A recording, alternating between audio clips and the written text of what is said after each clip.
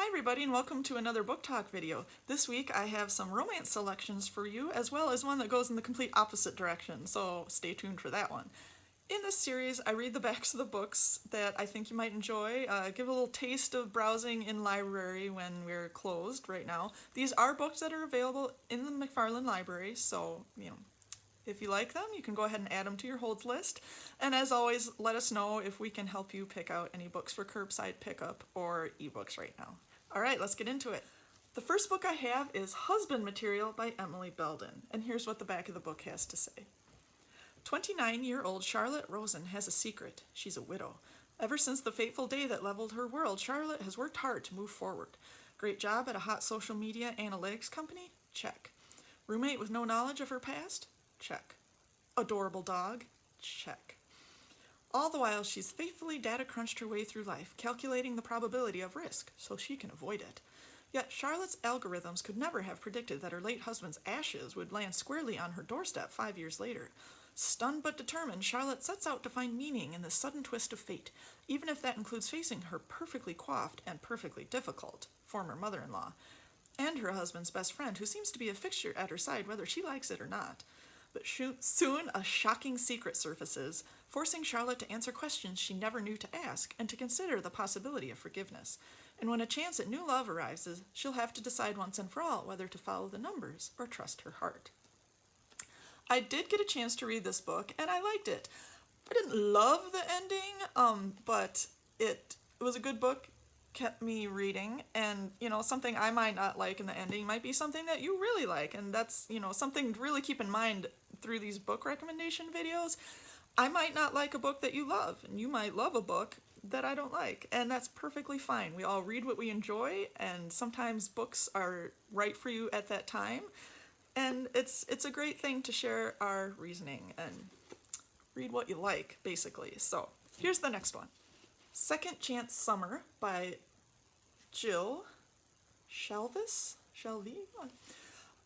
An unforgettable story about sisters, loss, and the search for home. Lily Danville's life is crumbling around her. With no money and no home, her only choice is to go back to the one town she swore she'd never see again, Cedar Ridge, Colorado. Back to the memories of her sister's tragic death.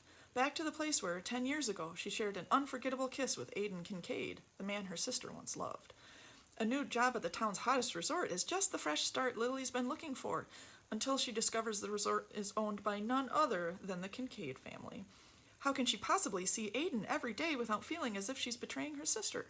But as secrets from the past come to light and Lily starts to realize the truth, she can only hope it's not too late to find love, family, and forgiveness. I also had a chance to read this book. It's got a hunky firefighter, it's got a woman who doesn't know if she deserves to be loved, and it's got everything you would think would happen in a story like that. It was a predictable book, in my opinion, but sometimes that's what you want. You want to sit down and read about two people finding love. Yeah, that's what you want. That's a good book for sitting in your lawn chair with maybe a lemonade and just relaxing and enjoying things. So the next book I have, I unfortunately did not get a chance to read, but I want to. So here we go. It's called The Right Swipe by Alicia Ray. I hope I'm pronouncing that correctly. And the back of this book says this. Ryan and Hunter may have revolutionized romance in the digital world, but in real life she only swipes right on her career and the occasional hookup. The cynical dating app creator controls her love life with a few key rules. Nude pics are by invitation only. Seems fair. If someone stands you up, block them with extreme prejudice. Protect your heart. Only there aren't any rules to govern her attraction to her newest match, former pro football player Samson Lima. The sexy and seemingly sweet hunk woos her in one magical night, and then disappears.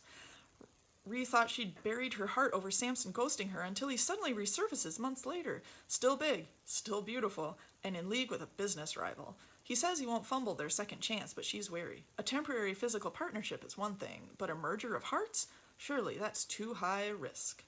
So this is another more contemporary romance. Like I said, I didn't get a chance to read this one, but I don't know, I'm sucked in by the cover. This is on my list. So now I have the final book that I want to recommend, which goes, this is not a romance. So if you're looking for a light read, this is not it, but it was really good. I read this in less than a day, and that is saying something given the reading time that I have. So This book is Darling Rose Gold by Stephanie Roble. This book sucked me in. It was disturbing, but intriguing. It was not a light read, but I zipped through it. So if you're looking for something a little more dramatic, one of the blurbs on the cover says, absolutely brilliant, dark, authentic, and a total page turner, according to Lisa Jewell. So I would say that's accurate, and here's what the cover has to say.